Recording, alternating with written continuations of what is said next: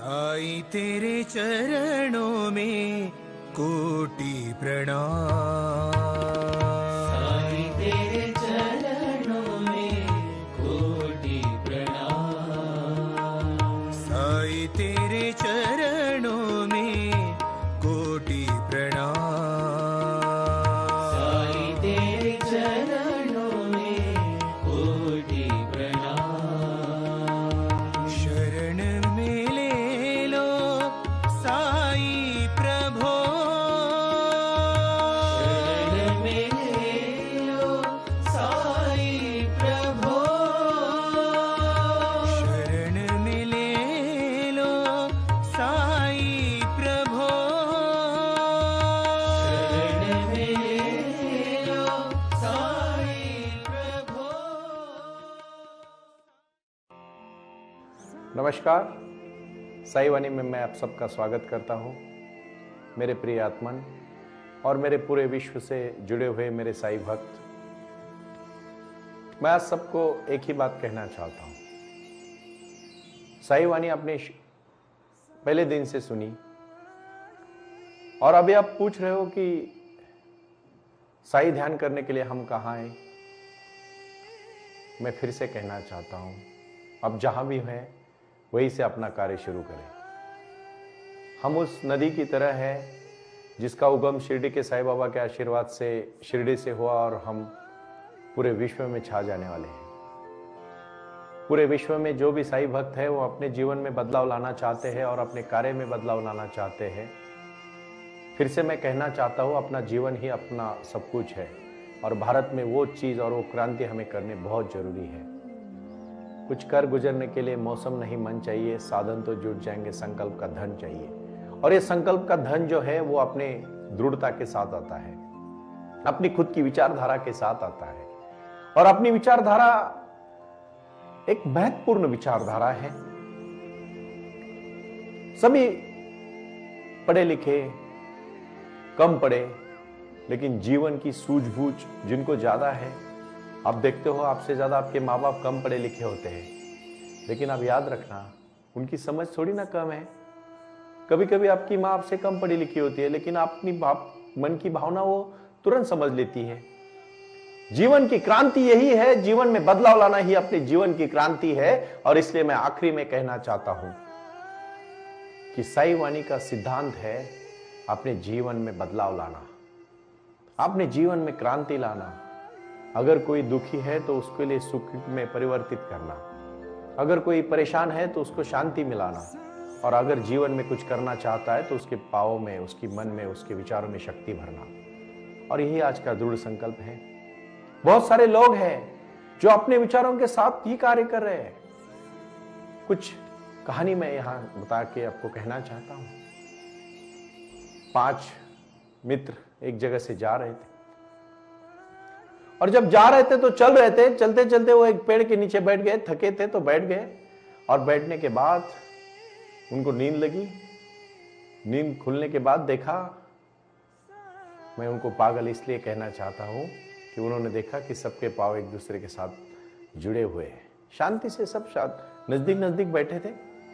तो उठने के बाद देखे कि यार अभी कैसे पता चलेगा कि कौन सा पांव किसका है। ये पागल थे, वो मित्र थे ना, वो पागल थे। हर आजकल लोग खुद को पागल नहीं समझते, दूसरों को पागल समझते। तो उठ ही नहीं रहे थे, आपस में रोने लगे, एक दूसरे के गले पड़ने लगे। क्या समस्या थी कि सबके पैर साथ में दिख रहे थे और किसका पैर कौन सा है वो समझ में नहीं आ रहा था उनको। कहानी को हमेशा कहानी की तौर पर ले लेना, बट ये कहानी जब अंतिम बोध तक पहुंचेगी ना, याद रखना हम भी वैसे ही कर रहे हैं। हमारे जीवन में हमारे पास पाँव है लेकिन हम उठ नहीं रहे, हम हमारे लक्ष्य की तरफ बढ़ नहीं रहे। हम बैठे एक जगह पे, सपने बड़े देख रहे हैं, मुंगेरी लाल के सपने हैं हमारे, लेकिन पूरा करने के लिए क्या प्रयास कर रहे हैं हम। माफ करिएगा, लेकिन साईं बाबा भक्तों को ताकत उन्हीं को देते हैं जो चल रहे हैं। जो आप 2 कदम जाओगे ना, बाबा आपके लिए 4 कदम आएंगे, लेकिन 2 कदम तो आपको जाना पड़ेगा।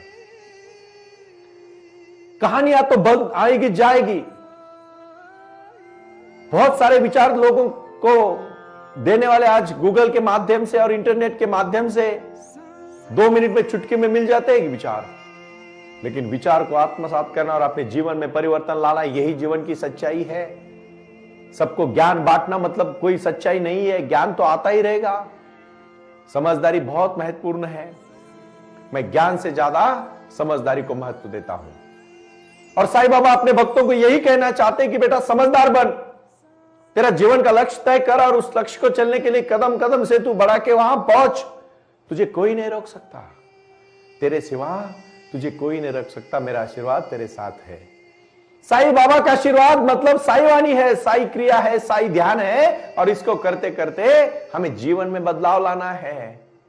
कुछ कर गुजरने के लिए मौसम नहीं मन चाहिए, साधन तो जुट जाएंगे, संकल्प का धन चाहिए।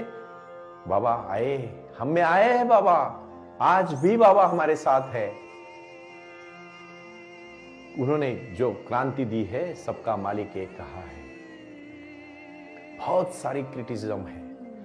एक छोटी सी कहानी मैं इसलिए फिर से कहना चाहूंगा, आप शांति से समझ लेना। भाइयों का विचार ये प्रगल्भता का विचार है। जब एक मित्र अपने गांव से जा रहा था और वो खादी की टोपियां बेचने का काम करता था। एक गांव से दूसरी गांव में जाते समय जब चलते चलते एक जगह पे जाके रुका और एक पेड़ के नीचे वो बैठ गया। दोपहर धूप थी तो उन्होंने सोचा भी खाना खा लिया है तो थोड़ा सो जाता हो, तो वो सो गया। और जिसमें टोपियां थी तो उसने साइड में ही वो अपने बाजू में ही वो थैली रख दी उसने। ऊपर बंदर थे। वो बंदरों ने देखा कि एक टोपी वाला नीचे सोया और उसके पास बहुत सारी टोपियां है उसके थैली में, और उन्होंने भी टोपी पहनी है। तो बंदर है, बंदर तो वही काम करते हैं जो दूसरा करता है वही करता है। आजकल ये मैं इसलिए कहानी बताने जा रहा हूं कि मेरे मित्र है उदयपुर से, उनका फोन आया मुझे, सुनील जी मैं बहुत बड़ा डॉक्टर हुआ और मैं चाहता हूं कि मेरा बेटा भी डॉक्टर बने। क्यों नकल कर रहे हो आप किसकी? मत करो नकल। अरे आपको जो समस्या थी, आप जो करना चाहते थे आप करो। आपका बेटा अगर कुछ अलग करना चाहता है तो आप अलग करो। आप एक दूसरे को कॉपी करोगे तो कुछ भी नहीं बन पाओगे। एक बात याद रखना, किसकी तरह कॉपी करोगे तो जो आप बनना चाहते हो ना वो भी नहीं बन पाओगे। आप खुद एक इंसान है ना, करोड़ों हजारों अरबों लोग हैं पूरे हिंदुस्तान में, पूरे विश्व में, लेकिन कोई किसी के जैसा नहीं है। जुड़े भाई भी अलग अलग होते हैं। विचारों में, दिखने में शायद हो सकते हैं समान, लेकिन विचारों में अलग होते हैं, कार्य में अलग होते हैं। मैं फिर से कहना चाहता हूं, जब वो सोया तो बंदर थे, बंदरों ने वो थैली ले ली, उसमें से टोपी निकाली और जैसे वो मालिक ने, जैसे वो टोपी वाले ने टोपी पहनी थी वैसे टोपी पहनी। तो बंदर का मालिक उठा, उसने देखा, वो हंसा, बहुत हंसा। उसको पता है वो बंदर है, वो तो नकल ही करेंगे। वो अपनी सर की टोपी निकालता है और नीचे फेंक देता है। तो बंदर सब नीचे टोपियां फेंक देते हैं और वो अपनी इकट्ठा करता है और घर चला जाता है। घर चला जाने के बाद वो कहानी अपने बेटे को बताता है। बेटा कहानी सुनता है और बेटा उसके पिताजी के ऊपर बहुत फख्र करता है। यहां तक आप सब लोगों ने कहानी सुनी होगी। मैं अभी इसके आगे की कहानी आज आपको बताने वाला हूं, शांति से सुन लेना। तो फिर कुछ साल के बाद वो बेटा भी पिताजी का ही व्यवसाय करने लगता है, वही आगे जाके वो करना चाहता है, वही बिजनेस करना चाहता है। फिर वो भी उसी गांव से जाता रहता है और वो पेड़ के नीचे आता है। उसको याद रहता है पिताजी ने क्या कहा था। तो फिर वो पेड़ के नीचे जाता है और सो जाता है, और वो भी टोपी का ही धंधा करता है, वही व्यापार करता है। सब बंदर आते हैं। अभी देखो, ये तो वो इंसान नहीं था जो टोपी बेचता था, वो तो उसका बेटा था। तो इत्तेफाक की बात है कि वो भी बंदरों के बेटे होंगे। बंदर कैसे हो सकते हैं? वो भी बंदरों के बेटे थे। फिर इन्होंने टोपी पहनी थी, वो आराम से सोया। उसको पता है पिताजी ने बताया था क्या होने वाला है। बट बंदर सीख गए थे बच्चों, आज इंसान नहीं सीख गए। वो टोपी वाला नहीं सीख गया, लेकिन वो बंदर सीख गए थे। बंदरों के बेटों ने आपस में मीटिंग की थी, आपस में डिस्कशन किया था कि अभी क्या करना है। वो जब टोपियां लेके ऊपर चले जाते हैं, बंदर का जो देखो चाल कितनी देखो तेजी से होती है, बदलाव कितना तेजी से होता है। तो फिर टोपी वाले का बेटा उठ जाता है। उसको पता है, वो तो बिल्कुल चिंतित नहीं होता है। उसको पता है पिताजी ने कहा था कि तेरे सर की टोपी नीचे फेंक दे। बंदर फेंक देंगे, उठा ले और निकला। वो अपनी टोपी नीचे फेंक देता है। जैसे वो टोपी नीचे फेंक देता है, एक बंदर ऊपर बैठा रहता है क्योंकि उसको टोपी नहीं मिली होती है, वो तुरंत छलांग नीचे अकेला मारता है और वो टोपी लेके भी ऊपर चला जाता है और बाकी सब बंदर इधर उधर देखते हैं। गलतियां करना शायद आपका हक हो सकता है, लेकिन वही गलती बार बार करना यह आपकी मूर्खता हो सकती है। साई वाणी का यही प्रारंभ है, यही विचार है। गलतियां जीवन में बार बार मत करो। एक बार गलती मत हो सकती है, बार बार नहीं हो सकती। और फिर उसका बेटा रोते रोते घर चला आया। समझ लीजिए कहानी को ठीक से।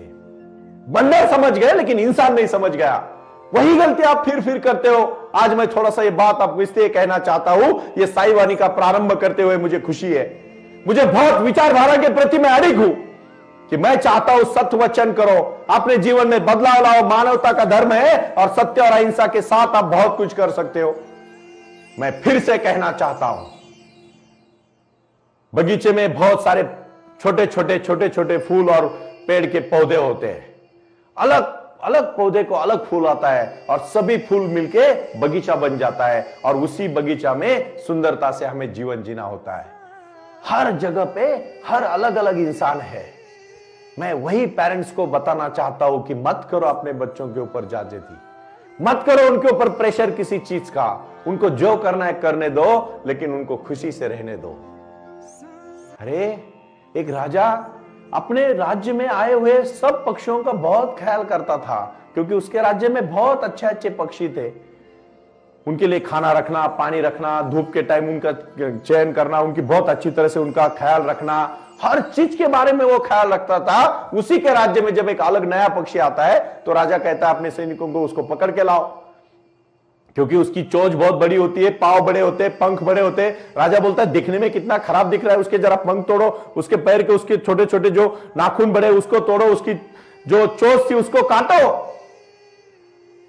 वो काट देते। पक्षी दिखने में अच्छा लगता है लेकिन उड़ नहीं पाता है। अरे जो बच्चा अपने क्षेत्र में माहिर है उसको आगे जाने दो, क्योंकि मैंने पहले दिन कहा था साई वाणी का विचार अपने जीवन में लाना है। तो साई बाबा कहते हैं सबका भला करे, हे मालिक सबका भला कर।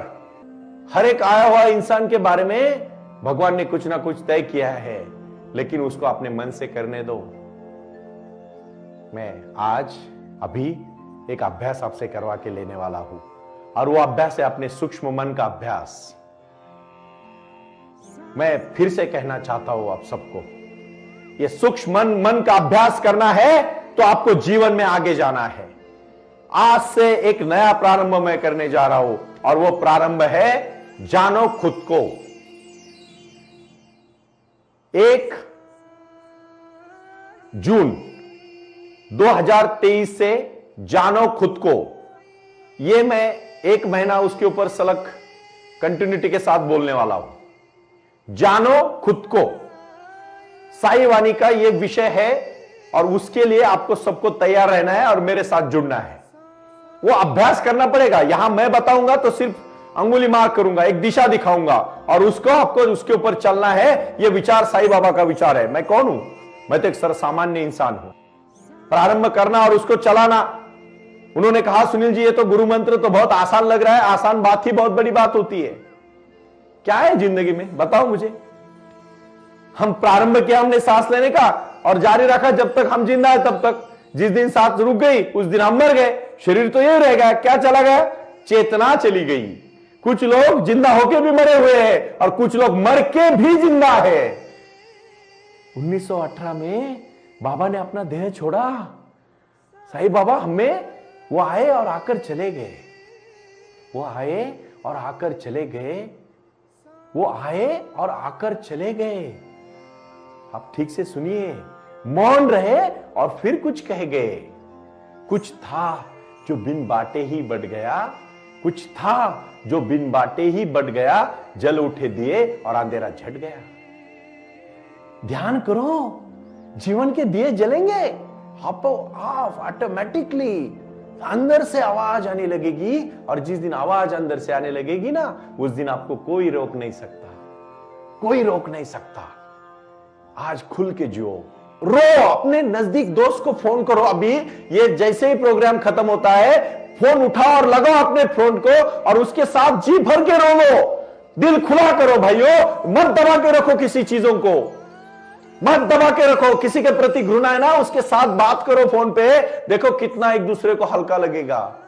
मत रखो किसी के मन में द्विधा भाव, मत रखो किसी के प्रति में कोई अहंकार, मत रखो किसी के प्रति कोई मन में अगर आपके मन मुटाव होगा तो दिल खोल के बोलो, आपको हल्का लगेगा। जितना भरोगे उतना दब जाओगे, जितना खुला करोगे उतना ही प्रसन्न हो जाओगे। आज का सबसे महत्वपूर्ण विषय है, साईं बाबा कहते हैं मन को खाली करो, मन को खाली करो। मन कहां है? कहां है अपने शरीर में मन? बताओ कहां है? आपके हर ऑर्गन के बारे में आपको पता है, आंख है, कान है, नाक है, हृदय है, हर चीज है। मन कहां है? लेकिन मन के बगैर तो कुछ भी नहीं है। कोई भी बुरा विचार पहले मन में आता है और फिर एक्शन होती है। कोई भी अच्छा विचार पहले मन में आता है फिर भी एक्शन होती है। मैंने पहले ही कहा था आपको, जिसको क्रोध आता है वही आदमी सबसे अच्छा आदमी बन सकता है, क्योंकि वो क्रोध को परिवर्तित करता है। जो पौरुष को दिखाता है अपने, वो आदमी, वो इंसान क्षत्रिय जब होता है, जब हाथ में तलवार लेके लड़ता है, वो तलवार अच्छे कार्य के लिए ले रहा है या किसी को मारने के लिए ले रहा है, ये सोचना पड़ेगा। हर शक्ति को अच्छी कार्य से यूज करना पड़ेगा और हर शक्ति को अपने जीवन में बदलाव लाने के लिए करना पड़ेगा। हम वही शक्ति को अच्छे कार्य से लेके जाना चाहते हैं। इसलिए मैं आज ही अभी मैं कुछ एक जगह पे मैंने कहा, अपनी शक्ति लगाओगे तो बहुत कुछ कर पाओगे, लेकिन वही शक्ति अगर गलत कार्य पे लगाओगे कुछ भी नहीं कर पाओगे। अपनी ध्यान की शक्ति को ऊपर उठाना है, अपने अंदर की शक्ति को अच्छे कार्य के लिए लगाना है। साईं बाबा आपको आशीर्वाद देते हैं, यही तो बाबा का दिया है। कौन सा दिया अपने जीवन में जलाया? तमसो मां ज्योतिर्गमय। बाबा ने वो ज्ञान का दिया जलाया जो अंदर से आया। और मैं फिर से कहूंगा, यही दिया है समाज को दिशा देने वाला दिया। आप पता नहीं कब महान बन जाओगे। तुकाराम महाराज जी कहते हैं, भगवान को ढूंढने गया, मैं भगवान ही बन गया। यही इंसानी तो थे। आज 500 साल हो गए, गुरु नानक साहब चले गए, चैतन्य महाराज अभी चले गए, ज्यादा दिन नहीं हुए इन महात्मा को, लेकिन उन्होंने अपने कार्य से इतना बड़ा दिया जलाया, पूरे विश्व को उन्होंने प्रकाशित किया। बाबा की कहानी बताते बताते कभी कभी मेरे शब्द से आपको भी कोई कटुता आई तो माफ कर दीजिएगा, लेकिन विश्व के लिए मैं इतना ही कहना चाहता हूं। संत ज्ञानेश्वर महाराज जी ने कहा था, ये विश्व ही मेरा घर है, पूरा विश्व ही मेरे लिए है और मेरे भाई बहन है। ये भाई बहन मेरे भी है। बहुत बुरा लगता है कि जब कोई दुखी हो जाता है। क्यों दुखी होते हो बेटा? दुख के बाद सुख आने वाला है। घड़ी रात के बाद जैसे सुबह होती है ना, उसी प्रकार जीवन में कोई भी चीज परमानेंट नहीं है। किसी भी चीज के लिए ज्यादा हड़बड़ाना मत। आपको राजा की कहानी मैं फिर से एक बार कहना चाहूंगा। एक राजा जब फकीर के पास जाता है, क्योंकि वो सब कुछ खो देता है, तो फकीर उसको एक छोटा सा ताबीज देता है और उसको कहता है कि ये तेरे पास रख, जब भी तुझे समस्या आएगी उसको खोल के देखना। क्योंकि उसमें दो साइड होती है, एक ए एंड बी। तो जब राजा उसके पास चला जाता है, उसके पास कुछ भी नहीं होता, तो जाके पहली बार खोल के देखता है तो उसमें लिखा रहता है ये दिन भी जाएंगे। तो राजा खुशी से काम करने लगता है। उसको कुछ ही दिन में अच्छे दिन आते। अच्छे दिन के आने के बाद भी वो फिर से भी वो देखता है, वो बोलता है कि 2 बार तेरी जिंदगी में उसको खोलना है, जब अच्छे दिन आएंगे तब और जब बुरे दिन आएंगे तब। तो उसके बहुत अच्छे दिन आते, तो उसको याद होता है कि बुरे दिन में तो मैंने देखा था, अच्छे दिन में क्या सलाह देख लेता हूं, तो वो खोल लेता है। वो उसमें भी लिखा रहता है ये दिन भी जाएंगे। मतलब अच्छे दिन भी जाएंगे और बुरे दिन भी जाएंगे। आज का सलाह इतना ही है आपको कि कभी किसी पे घमंड मत करना। अगर कोई थोड़ा बहुत ज्ञान मिला हो तो घमंड मत करना, धन मिला हो तो घमंड मत करना, नम्रता के साथ रहना और जीवन में वही कार्य करना जो आप करना चाहते हो। किसी के दबाव में मत आना। आपको सिर्फ एक ही इंसान रोक सकता है और वो आप खुद रोक सकते हो खुद को, और कुछ नहीं। यही मैं आखिर में कहना चाहता हूं। ओम साई राम, प्रणाम।